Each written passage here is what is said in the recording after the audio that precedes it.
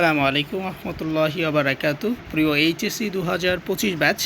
So কিছুদিন পর তোমাদের ফাইনাল পরীক্ষা 26 জুন থেকে। সো আজকে 22 জুন।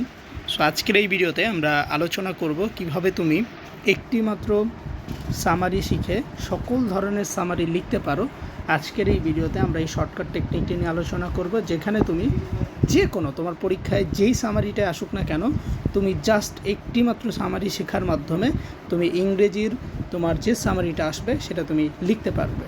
সো তোমাদের যদি এই ভিডিওটা ভালো লাগে তাহলে অবশ্যই এই ভিডিওর শেষ পর্যন্ত দেখবা, এবং প্রতিদিন তোমরা যদি এই ধরনের কন্টেন্ট পেতে চাও যে ভাই একটা প্যারাগ্রাফ লেখার ফরম্যাট দেন, যেই প্যারাগ্রাফটা পড়লে আমি যে কোনো প্যারাগ্রাফ লিখতে পারবো, সো তাহলে ওইটাও দিব। বা একটা স্টোরি লেখার সিস্টেম দেখান, যেটা শিখলে আমি যে কোনো স্টোরি লিখতে পারবো।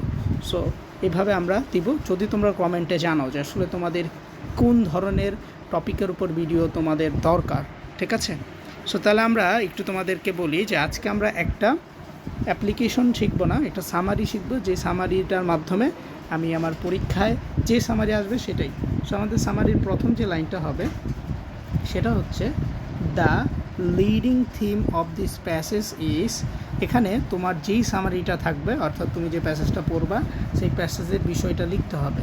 এখন ধরো তোমার পরীক্ষায় ইম্পর্টেন্ট অফ ট্রি প্ল্যান্টেশন আসলো, অথবা হচ্ছে আর্লি রাইজিং আসলো, অথবা তোমার প্যাসেজটা পড়ার পর তুমি যে ব্যাপারটা বুঝতে পারবা সেই প্যাসেজের বিষয়টা হচ্ছে এখানে একটু লিখতে হবে।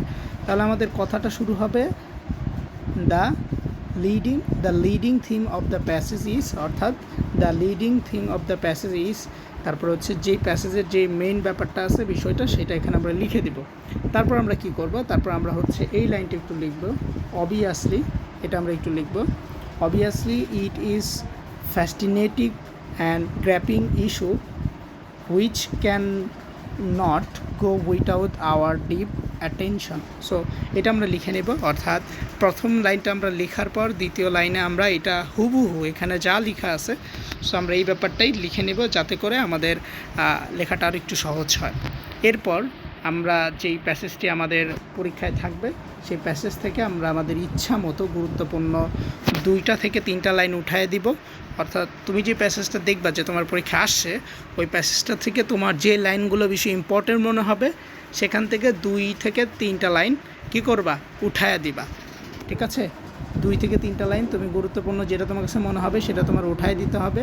উঠায় দেওয়ার পর তোমার লাস্টে যেই সেন্টেন্সটা লিখতে হবে সেটা আমি আবার বলে দিচ্ছি। তোমার এই যে লাস্টের সর্বশেষ এই সেন্টেন্সটা একটু লিখতে হবে। যদি এই সেন্টেন্সটা লিখো তাহলে তোমার একটা সামারি লেখা পরিপূর্ণ হয়ে গেল, এবং এই সামারিটা যদি তুমি লিখো ইনশাল্লাহ তুমি একটা ভালো নাম্বার ক্যারি করতে পারবা। হ্যাঁ, তাহলে এইটা লিখবা, at last we can say that, অর্থাৎ অ্যাট লাস্ট সর্বশেষ, উই ক্যান সে দ্যাট আমরা বলতে পারি, দিস প্যাসেজ এই প্যাসেজটি give us an important information, অর্থাৎ এই প্যাসেজটি আমাদেরকে খুবই গুরুত্বপূর্ণ একটা তথ্য দিয়েছে, এবং উই হ্যাভ লার্ন, এবং এটার মাধ্যমে আমরা শিখতে পেরেছি a lot of thing reading this passage, এবং এই প্যাসেজটা পড়ার মাধ্যমে আমরা খুবই গুরুত্বপূর্ণ বিষয়গুলো শিখতে পেরেছি। সো এই ব্যাপারটা লিখে দিলে ইনশাআল্লাহ তুমি যেই সামারি আসুক না কেন তোমার পরীক্ষায়, সামারিতে উত্তরটা মিস হবে না এবং ভালো একটা নম্বর তুমি ক্যারি করতে পারবে। এবং তোমাদের যদি এই ভিডিওটা ভালো লাগে তাহলে অবশ্যই কমেন্ট করে জানাবা, এবং পরবর্তীতে তোমরা কোন টপিকের উপর এই ধরনের ভিডিও চাচ্ছ অবশ্যই জানাবা। সো আমাদের এডুকেশনাল লিডারশিপের সাথেই থাকো, ভালো থাকো। আসসালামু আলাইকুম।